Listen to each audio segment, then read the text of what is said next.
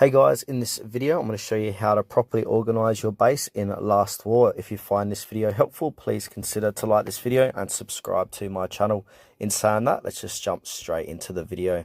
Alright, so if you're not sure how to move structures inside of Last War, what we can do is click and hold down the structure. So for this cocktail, I'm going to click and hold down it, and then I can move it by using my finger left and right. So if I want to put this place in the center, I can.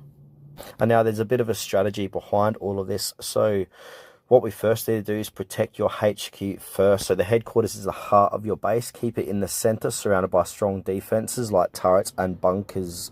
If enemies destroy it, you lose badly, so make it really hard to reach. Now, second is layer your defenses. So place defensive structures like machine guns, cannons, rocket launchers around your HQ. With your middle layer, you want to place your resource storage buildings. So this can be food, iron, oil.